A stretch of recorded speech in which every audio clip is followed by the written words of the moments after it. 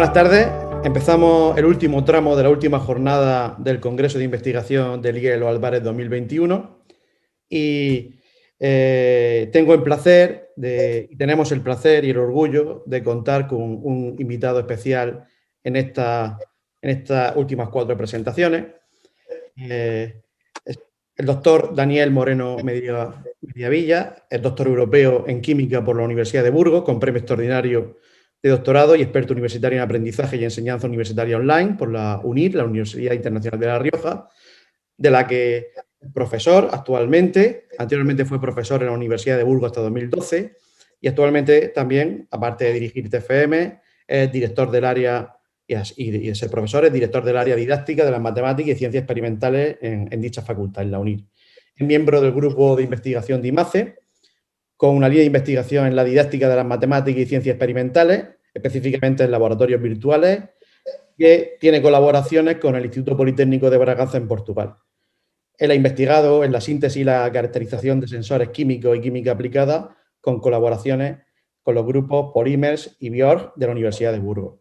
Tiene más de 20 artículos publicados en revistas de alto impacto y es autor de una patente. Y paro aquí porque si no, Daniel, se nos va la tarde con tu currículum. Así que para nosotros es un orgullo y un placer tener a un docente universitario y un investigador de tu nivel, y que hace que nuestro bachillerato de investigación hoy pues crezca un poquito más. Así que muchísimas gracias por aceptar la invitación y doy paso a nuestro director, Paco Zamorano, que quiere darte la bienvenida de forma oficial. Buenas tardes a todo el mundo. Buenas tardes, Daniel. Te agradecemos encarecidamente que hayas podido quitarte de agenda un ratico y que nos puedas acompañar en este cierre del Congreso, del segundo Congreso de Investigación. Y bueno, no voy a liarme más porque aún nos quedan las 4 ponencias. Muy bien, nada, lo único, deciros que muchísimas gracias por la invitación. Para mí la verdad es que es un placer poder participar en un acto de este tipo. Me apetece muchísimo y la verdad es que agradezco tanto a Pedro como a todo el centro haberme dado esta oportunidad de compartir con vosotros este tramo. No he podido asistir a todo, claro, pero que también me hubiese gustado, pero con ganas de ver qué nos cuentan los alumnos y que nos expliquen cómo han hecho sus trabajos. Así que nada, vamos a dejarles el protagonismo a ellos y un placer por mi parte. Muchas gracias, Daniel. Pues a partir de ahora empezamos la primera exposición. Patricia, como presidenta de este último tribunal, tiene el control de la nave. Gracias, Pedro. Vale, pues aparte de ello, en el tribunal estamos Joaquín Gómez Bastida e Isabel Zamorano y vamos a escuchar 4 proyectos que os van a encantar, empezando por el de Marta García Pintado, que nos va a hablar sobre aguas contaminadas, peces de plástico, que es un trabajo tutorizado por Maite Hervás. Y cuando quieras, Marta, puedes empezar. Vale.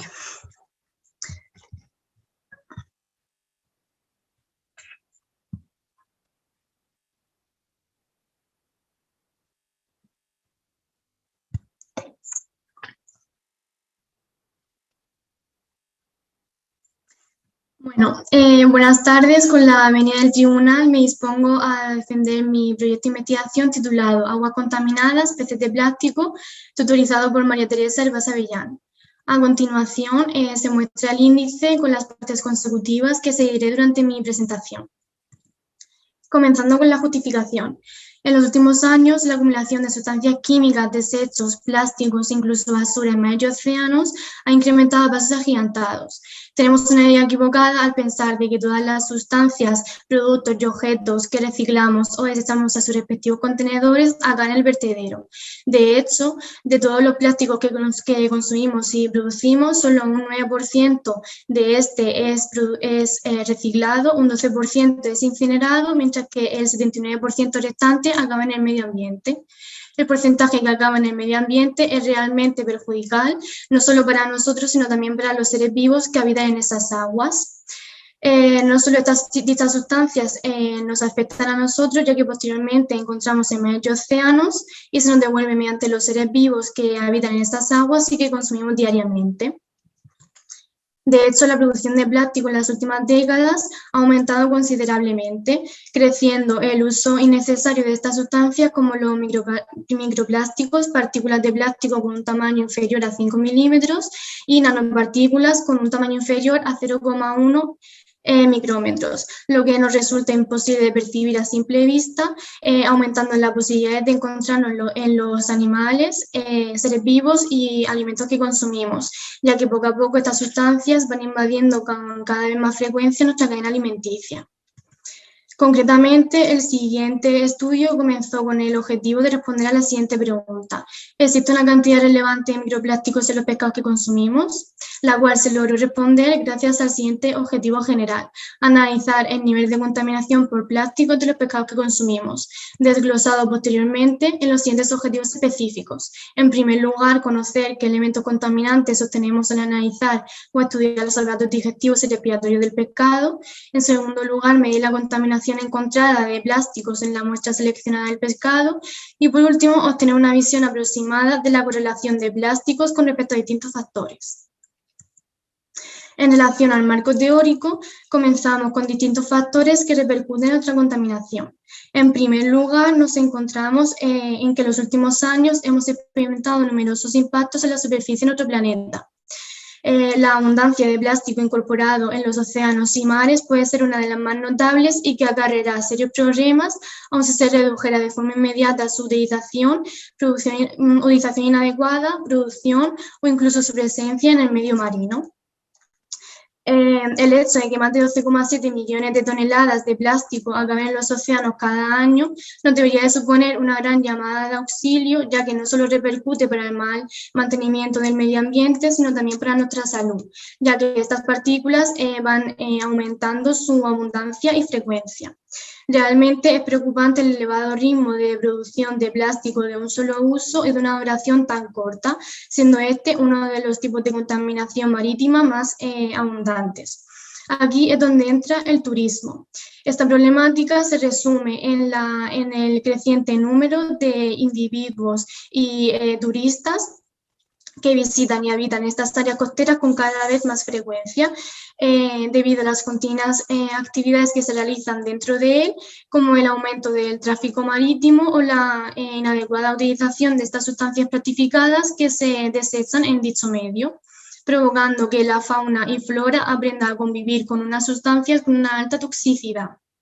A esto se le incluye la distribución de plástico en las distintas cuencas oceánicas, la cual varía en relación a dónde estén situadas, las características del área o incluso la estación del año en la que nos encontremos. Las zonas montañosas son una de las más causantes de la fragmentación de plásticos en partículas diminutas que con el paso del tiempo acaban en los caudales de ríos que los fragmentan todavía más debido a las fuentes corrientes, transportando los plásticos convertidos en microplásticos a océanos y mares. Está garantizado de que el plástico puede ser una sustancia altamente perjudicial para muchas especies al estar formado por materiales sintéticos y orgánicos con un elevado peso molecular, obtenidos no solo por la destilación del petróleo y del gas natural, sino también por otras fuentes como la celulosa y el almidón, los cuales suelen ser modificadas por sustancias adicionales, alterando sus características con el fin de mejorar sus propiedades físicas y mecánicas, así como su duración y flexibilidad. Sustancias que no permanecen junto al producto, es decir, una vez degradada esta sustancia, las partículas quedan en el agua donde conviven el resto de seres vivos y se introducen en sus células provocando problemas en su organismo e incluso erupciones en el sistema endocrino.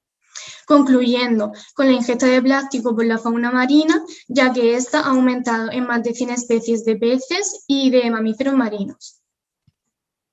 Continuamos con la metodología, y es que se presenta en este trabajo una investigación con un enfoque cuantitativo, ya que cuyo análisis se dirige a lograr descripciones específicas de los fenómenos estudiados, por lo que cada etapa antecede a la siguiente, recopilando datos con el fin de establecer hipótesis con una base en la medición numérica y un análisis estadístico que constituye una perspectiva teórica sobre el problema de investigación. La validez. Y es que con respecto a la validez, al tratarse de una investigación en la que la obtención de resultados es impredecible de conocer, nos centramos en la realización de la medición y del complemento teórico que se realice correctamente, ya que por lo contrario las conclusiones y datos obtenidos serán incorrectos. Con la confiabilidad, al tratarse, aunque cualquier investigación que se trate de una medición presenta una cantidad de inexactitudes puesta, nuestro objetivo es obtener una consistencia parecida en cada una de las mediciones, por el motivo de que cuanto mayor sea el equilibrio de los resultados, mayor será la confiabilidad. En los contextos y participantes participaron un total de 112 ejemplares de sardinas. En el instrumento de toma de datos se elaboró un registro y se realizó la disección en el laboratorio y las fases y procedimientos de la investigación y el proceso experimental por etapas. Comenzando con el contexto y participantes, como he mencionado anteriormente, se participaron un total de 100 ejemplares de sardina, de las cuales se anotaron sus características en una tabla de registro, atendiendo a la fecha de su disección, el lugar de procedencia, la presencia de microplásticos tanto en el tubo digestivo como en las branquias, la longitud, peso y edad. Además, para llevar a cabo esta investigación se siguió una serie de fases y procedimientos, las cuales abarcan la fase preparativa, donde se diseña el proyecto de investigación en el que tendrá lugar en el laboratorio y la elaboración de un registro donde se recogerán los datos obtenidos. El trabajo de campo es la aplicación de lo nombrado anteriormente en el laboratorio de Hielos Álvarez y la organización de los datos. La fase analítica corresponde al análisis de los datos y las primeras resultados a nuestro problema de investigación, y la fase final corresponde a la perfección de los datos y la elaboración del documento final. El proceso experimental por etapas sigue la etapa preparatoria, experimental y la final. Antes de comenzar, debemos tener en cuenta que el pescado está formado por la cabeza, región cefálica, el tronco, región troncal y una cola. En cuanto a la región cefálica, está constituida por la boca protráctil, los ojos y las fosas nasales, separada del resto del cuerpo gracias al opérculo, en cuyo interior se encuentran los arcos branquiales. A continuación se encuentra la región troncal, constituida por una gran cantidad de aletas que le permite la movilidad del pescado por el agua, en el que destacamos la aleta pectoral situada en el opérculo, la aleta pelviana paralela a la región troncal, la aleta anal situada en el orificio de excreción y la aleta dorsal y caudal que constituye la cola. Debemos mencionar que en todo momento se fueron haciendo fotografías tanto de los procesos que se llevaron a cabo como de los microplásticos que se obtuvieron. Por lo tanto, se elaboró un registro donde abarcó las siguientes características: el número de pez, ya que se diseccionaron un total de 112 ejemplares de pescado, por lo que tendríamos que tener una consistencia numérica; la edad del pescado, y es que el pescado, al estar constituido por escamas imbricadas, teníamos la posibilidad de conocer su edad contando los círculos concéntricos que presenta, opuestos a las estrías de la escama. Por lo que si contamos los círculos concéntricos de la escama, conocíamos la edad concreta del pescado.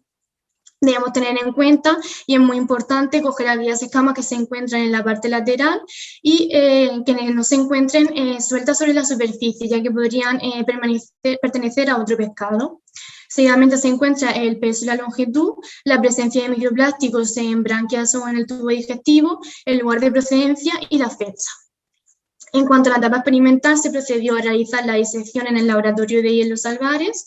Se procedió principalmente a cortar el opérculo para extraer los arcos branquiales y posteriormente se realizó un corte longitudinal desde la aleta pectoral situada en el opérculo hasta la zona de excreción donde se encuentra la aleta anal. Desde ahí se realiza desde ese punto se realiza un corte vertical y se realiza el mismo corte longitudinal desde ese punto hasta nuevamente la aleta pectoral. Se retira esa musculatura y se visualizan las vísceras del pescado, las cuales se transportan a una placa de Petri y se realiza un corte longitudinal para posteriormente visualizarlas en la lupa binocular bajo tanto el tubo digestivo como las branquias de este. Si se encontraba alguna presencia de microplásticos, esto se trasladaba a un portaobjeto para una posterior análisis. Seguidamente se transportó tanto el aparato digestivo respiratorio como digestivo a un frasco de cristal que contenía en su interior 50 mililitros de agua destilada y 5 mililitros de agua oxigenada. Este proceso se realizaba por cada 5 ejemplares de pescado con el objetivo de que no nos hayamos dejado ninguna partícula presente en dichos órganos que no hayamos visualizado previamente bajo la lupa binocular. Tras esto, realizamos el filtrado gracias al embudo de Buchner y lo dejamos secar preferentemente en un lugar seco y oscuro para evitar la proliferación de algas durante 24 horas, ya que el agua oxigenada actuaría eliminando la materia orgánica por oxidación. Posteriormente a esas 24 horas se retira el papel de filtro y se coloca en una placa de Petri para cerrarlo herméticamente y identificarlo con el número del filtrado. Ya en la etapa final se procede a realizar cuantificar tanto la longitud a través de un acetato milimetrado, que es la imagen que se ve en la diapositiva, su color y forma. Tras reconocer su longitud de las partículas de cada filtrado, lo colocábamos sobre agua en el interior de un crisol para comprobar que estas partículas o fibras se encontraban en semisuspensión o flotaban. Tras lo anterior procedimos a transportarlo a un portaobjeto y bajo la lupa binocular someterlas al calor para comprobar si éstas modificaban su forma o se encogían ligeramente. En cuanto a la rehidratación sucedía lo mismo, ya que es la imagen que se muestra en la diapositiva, ya que al dejar caer una gota de agua sobre la fibra, podíamos comprobar que ésta no aumentaba su volumen, por lo que descartábamos que se trataba de un alga. Seguidamente analizamos la simetría, ya que cada microplástico contiene una forma irregular distinta, ya que no suelen repetirse, y finalmente con la flexibilidad y la elasticidad, ya que generalmente los microplásticos son muy flexibles y elásticos cuando se establece una manipulación sobre ellos. Si todos estos fragmentos o partículas encontradas cumplían todos estos procesos nombrados anteriormente, nos verificaba que podría tratarse de un microplástico. En cuanto a los resultados, abarca el siguiente resumen. Principalmente la secuencia de características de la toma de muestra, se realizaron 3 análisis explicados a continuación y un registro con la disposición de datos. En cuanto a la secuencia de características de la toma de muestras, se clasificó en el lugar de procedencia del pescado, ya que nuestro estudio se basaba en conocer los microplásticos que contienen los pescados que consumimos. Por lo tanto, debíamos de obtener esos pescados del mismo lugar al que el resto de la sociedad lo hace, es decir, de las pescaderías locales. Se obtuvieron un total de 53 ejemplares del mar de Alborán, del mar Mediterráneo, 47 ejemplares de las aguas portuguesas del Atlántico noreste y 12 ejemplares del Atlántico nororiental del Golfo de Vizcaya. La estimación de la edad, como muestra la figura, es un porcentaje global de la edad de los pescados, ya que es la única característica que presentan en común, eludiendo su procedencia. Siendo el mayor porcentaje aquellos ejemplares que contenían 4 años de edad. En cuanto al análisis 1, se encuentra el procesado de las muestras diseccionadas bajo la lupa binocular. Al principio, como hemos nombrado anteriormente, tras el corte longitudinal de cada tubo digestivo y la visualización de este bajo la lupa binocular en busca de partículas, de los 112 ejemplares de pescados se obtuvieron microplásticos en 14 de ellos, de los cuales se obtuvieron en un ejemplar fibras negras, 8 de ellas, 3 fibras blancas, una tanto de fibra negra como de blanca, una de una tonalidad roja y 2 ejemplares que contenían, uno de ellos una esfera blanca y otro una esfera azul. En cuanto a los mecanismos posibles de la obtención de microplásticos, se diferenciaban en la edad del pescado, ya que aquellos ejemplares que contenían fibras en su interior se distinguían en 2 ejemplares que contenían 2 años de edad, 5 ejemplares que tenían 3 años y otros 5 que contenían 4 años, mientras que las esferas, los 2 que contenían esferas en su interior tenían 3 años. El lugar de procedencia del pescado, como hemos nombrado anteriormente, se distinguían en 3 lugares distintos, los cuales contienen características y una contaminación diferente en cada uno de ellos, por lo que tanto es muy variable. El peso y longitud del pescado ocurría lo mismo, ya que con respecto al peso, 0 ejemplares contenían microplásticos en un peso alrededor del 0,20 gramos, 2 ejemplares de pescado sí contenían microplásticos en su interior entre 20 y 40, solo un ejemplar contenía microplásticos entre 40 y 60 gramos, 8 ejemplares de pescados contenían microplásticos en su interior, siendo la mayor cifra entre 60 y 80 gramos, y 3 ejemplares entre 80 y 100 gramos. Lo mismo ocurría con la longitud, ya que los pescados que contenían 14 y 15 centímetros de longitud contenían microplásticos en el interior, 2 de ellos, 6 en el que contenían alrededor de 18 y 19 centímetros y otros 6 entre 20 y 21. Con respecto al análisis 2, el procesado de muestra hasta la filtración de los ejemplares. En la figura se muestran todos aquellos filtros que contienen partículas o microplásticos en su interior. Como podemos comprobar, en todos ellos, excepto el filtrado 20, contienen la presencia de fibras. El filtrado 1 contiene un porcentaje del 75% de rocas. El filtrado 14 con un 80% de metales. El filtrado 13 a un 50% de fibras y de restos de crustáceos. El filtrado 17 contiene a un 75%, al igual que el filtrado 18, de fragmentos y de metales.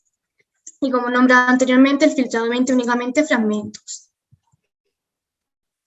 La clasificación de los elementos encontrados se clasificaban en la abundancia de microplásticos según su forma, que se clasificaban en la forma irregular, aquellos pertenecientes a las esferas y los fragmentos, y de forma de fibras, siendo esta la más abundante, la de fibras.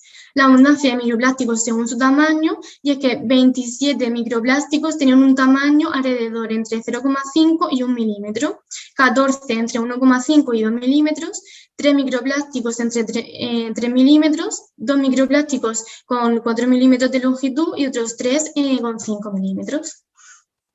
Y la abundancia de microplásticos según su color se clasificaba en todos los elementos encontrados de ambos análisis. Fibras que contenían una tonalidad negra, roja, azul y blanca. Los fragmentos eran todos de la tonalidad verde, igual que ocurría con las rocas con la tonalidad marrón. Los metales se encontraban un 50% de tonalidad negra y otro 50% de tonalidad roja. Los restos de crustáceos eran todos rojos. El análisis 3 es el procedimiento para evidenciar que se trata de microplásticos. En este proceso abarca todos los procesos que hemos nombrado anteriormente en la metodología, contando con la flotabilidad, rehidratación, simetría, flexibilidad, elasticidad y reacción a la temperatura, que quiero hacer especial hincapié en esta con el siguiente ejemplo. Esta imagen se trata de un fragmento de tonalidad verde encontrado en uno de los filtros, el cual al someterla a una reacción de temperatura quedó de la siguiente manera, totalmente fundido. En cuanto al registro, es la disposición de los datos, como hemos nombrado anteriormente. Está constituida por el número del ejemplar, el peso y longitud, plástico tanto en tubos digestivos como en branquias, el lugar del que proceden y la fecha de disección. En cuanto a las conclusiones, se basaban en el objetivo 1, conocer qué elementos contaminantes obtenemos al analizar los aparatos digestivos y respiratorios del pescado. Procedimos a hacer dos tipos de análisis. El primero, una visión superficial sobre el aparato digestivo y respiratorio de los ejemplares, y el segundo, la filtración posterior de dichos aparatos digestivos.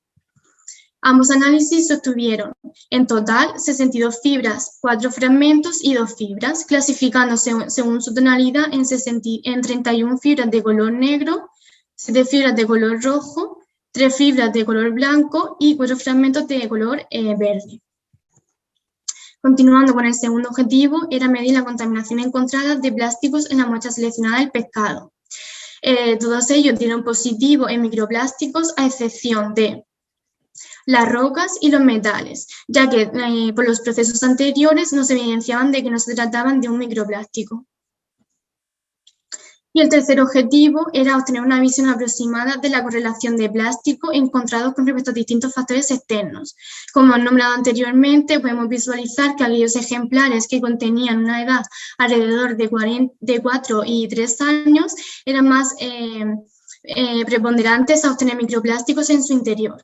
Lo mismo ocurría con el peso y la longitud, ya que aquellos ejemplares de pescado que contenían un peso y una longitud mayor eran más preponderantes a contener en su interior microplásticos, ya bien por su tamaño y ser capaces de ingerir microplásticos de mayor tamaño, o por confundir estas partículas con los alimentos que están acostumbrados a ingerir. Quiero recalcar especialmente que aquellos microplásticos de una tonalidad azul y blanca eran especialmente camuflables en el agua por su tonalidad y por consiguiente ingeridos por estos animales. Aquí se muestra la bibliografía con algunos, se muestra la bibliografía que se ha utilizado en la investigación. Y por último me gustaría agradecer principalmente al Instituto Hielos Albares, en especial a Pedro Peinado Rocamora, por darme la oportunidad de estar en este bachillerato de investigación y esta nueva etapa académica que nos ha dado tantas oportunidades y cosas buenas, a mi tutora María Teresa Hervás Avellán, que me ha acompañado durante esta investigación y me ha enseñado tanto, mis compañeros, ya que sin ellos nada de esta etapa hubiera sido lo mismo, y a mi familia por apoyarme durante este proceso y acompañarme siempre. Y bueno, ya me pongo a disposición del tribunal. A ver. Enhorabuena, Marta. Es un trabajo chulísimo, me ha gustado un montón y te doy la enhorabuena. Y se nota la mano también de la tutora, a la que voy a dar paso por si quiere decir algunas palabras. Maite. Buenas tardes a todos. Felicitar a mi alumna Marta por el trabajo excelente desarrollado durante estos 2 años. Destacar de Marta su tenacidad, paciencia, rigurosidad, que demuestra su carisma de investigadora. Ha sido un trabajo arduo, pero gratificante, con una dedicación plena de muchas horas de investigación, de incansables prácticas de laboratorio, en las que ha empleado unas técnicas, habilidades y destrezas propias de una gran científica. No se demuestra en la presentación todo el trabajo que realmente ella ha hecho, porque tiene vídeos, fotografías, o sea que el trabajo es tremendamente laborioso. El proyecto de Marta es espléndido y ejemplar. Con su investigación nos hace recapacitar en las actuaciones humanas que realizamos sobre el medio ambiente y en cómo tenemos que cambiar si queremos dejar un legado a las generaciones futuras para que puedan disfrutar de salud y de una vida interconexionada positivamente con el medio ambiente. Todos debemos de tener un compromiso propio sobre este medio para reducir la contaminación que realizamos, sobre todo en los hábitats que, aunque sean terrestres, pasan luego a la contaminación marina. Y debemos de mantener y que estos medios alberguen vida para cuidar su salud y la nuestra también. Felicidades, Marta, y me alegro muchísimo de haberte acompañado, haberte enseñado, tú también me has enseñado a mí, y de ser una alumna brillante. El aprendizaje ha sido mutuo. Enhorabuena. Gracias. Gracias, Maite. Le doy paso ahora a Daniel Moreno por si quiere decir algunas palabras. Muy bien, muchas gracias. Bueno, Marta, a mí me gustaría felicitarte, por supuesto, por el trabajo que has realizado, porque es extraordinario. Yo creo que aquí, bueno, lo decía tu directora, no se aprecia en la presentación todo el trabajo que hay detrás, y es que leyendo, observando, ojeando un poco el trabajo, se ve de verdad la exhaustividad del trabajo que has hecho, lo sistemática que ha sido en el análisis de muestras, en el estudio de las fuentes, demostrar luego con los resultados, las conclusiones obtenidas, y eso es muy difícil. Yo tengo un poquito de experiencia en trabajar con pescados, porque en algún trabajo de investigación intentábamos determinar la cantidad de mercurio que tenían esos pescados, que ya ves que también es otro de los problemas también de su contaminación. Y la verdad es que, si soy sincero, tuvimos que dejarlo por imposible, porque es súper difícil trabajar con muestras de animales. Nosotros en el laboratorio lo veíamos todo muy fácil, pero todos los procesos de separación, de análisis, de disección, se convertían en un trabajo que se nos iba de las manos a nosotros directamente. Y decidimos, bueno, hacer algunos análisis así someros, pero en ningún caso tan detallados como el análisis que has hecho tú en cuanto a esa determinación de pescados. Por eso creo que entiendo todo el trabajo que te ha tenido que llevar todo esto y el mérito que tiene haber alcanzado los resultados a los que has llegado.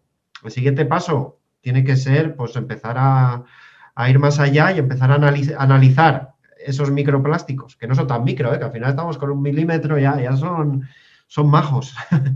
Y el siguiente paso tendría que ser empezar a ver de qué plásticos estamos hablando y de dónde provienen. Ir acotando el círculo, ¿no? Un poco para ver, pero está claro que eso ya no forma parte de este trabajo, sino de futuras investigaciones en las que, si quieres, estoy seguro que tienes la capacidad para poder meterte. Enhorabuena de verdad, que creo que me enrollo mucho, perdón. Muchas gracias. Muchas gracias, Daniel. Bueno, Marta, pues reitero, porque efectivamente no solo el tema tan chulo de tu trabajo y tan de actualidad y tan importante, sino todo el trabajo que has hecho. A mí, toda la etapa experimental me ha encantado. Como ha dicho Maite, súper rigurosa, exhaustiva. Y yo he pensado mientras veía la presentación, me gustaría ver a Marta haciendo todo esto. Es verdad, me habría encantado. Y cuando ha dicho Maite que tenía vídeos, digo, anda, pues me habría gustado muchísimo verlos. Creo que has hecho un trabajo muy bueno. Entonces, me gustaría preguntarte un poco cuál ha sido en el laboratorio lo que más te ha gustado y al revés, lo que más difícil has encontrado. Si me puedes hablar un poco de este proceso en el laboratorio. Vale, pues comenzando con lo que más difícil he encontrado ha sido con las partículas que hemos encontrado, tanto de los ambos análisis, el primero del rastreo superficial y el segundo, que es de la filtración, al comprobar si se trataba de microplásticos o no, porque, por ejemplo, al comprobarlo si tenía flotabilidad, era bastante complicado comprobar si esa fibra flotaba sobre el crisol lleno de agua, porque casi no se visualizaba, pero también a la vez me gustaba mucho, como he dicho en la presentación, comprobar cómo el fragmento de verde que he puesto en la imagen, al someterlo a una temperatura, se fundía completamente y ha sido muy bonito de ver, la verdad. Vale, gracias, Marta. Doy paso a Joaquín Gómez Bastida, que seguro que te quiere hacer una pregunta. Me ha parecido apasionante el trabajo de laboratorio. Yo, que hace unos años también tuve la posibilidad de realizar trabajo de laboratorio, sé lo costoso que es y sé lo sistemático que tiene que ser en el trabajo de laboratorio para poder obtener unos resultados serios. Me ha llamado mucho la atención que solamente has utilizado un pescado que consumimos en casa, la sardina. ¿Por qué a lo mejor no has utilizado otro tipo de pescado, no sé, la merluza o el atún? ¿Hay alguna razón en especial? Bien, he de decir que al principio comenzamos con realizar la disección en boquerones, pero comprobamos que se trataba de especies no muy pequeñas a diferencia de la sardina, pero que nos dificultaba un poco más la disección. Y obtuvimos por realizar la de la sardina porque además es una de las más comercializadas por la sociedad y es uno de los aspectos que abarca nuestra investigación, que es comprobar si realmente hay partículas en los pescados que consumimos, y porque además es uno de los pescados que son más depredados por otros pescados mayores, de mayor tamaño. Por lo tanto, no solo abarcaría la cadena alimenticia que va el microplástico por el ser humano que come o consume esas sardinas contaminadas, sino también en el medio marino, que va repercutiendo en otras especies. Muchas gracias, Marta. Vale, pues doy paso a Isabel Zamorano, cuando quieras. Hola, Marta. Felicidades. La verdad es que el trabajo es genial, ¿eh? Yo he disfrutado leyéndolo y ahora en la presentación exactamente lo mismo. Felicidades, de verdad. Muchas gracias. Me gustaría preguntarte qué te motivó para realizar este proyecto. Bien, yo creo que desde siempre he sido muy consciente en la contaminación por plásticos, pero quizá no le damos la visibilidad o la importancia que realmente tiene, y es porque a lo mejor no lo visualizamos en nuestra rutina diaria o por otros factores externos. Entonces, también pensaba que era una buena idea cuando Maite me lo propuso, que abarcaría no solo la contaminación en el medio marino y los problemas que eso causaba, sino también que nos repercutiría a nosotros, que somos los causantes de dicha contaminación y que pensamos que realmente no nos influye, pero en realidad sí. Muy bien, gracias, Marta. Reitero la enhorabuena por tu trabajo, muy, muy, muy bien. Y a su tutora Maite también, la enhorabuena. Pues acabamos aquí con la primera exposición de este último tribunal.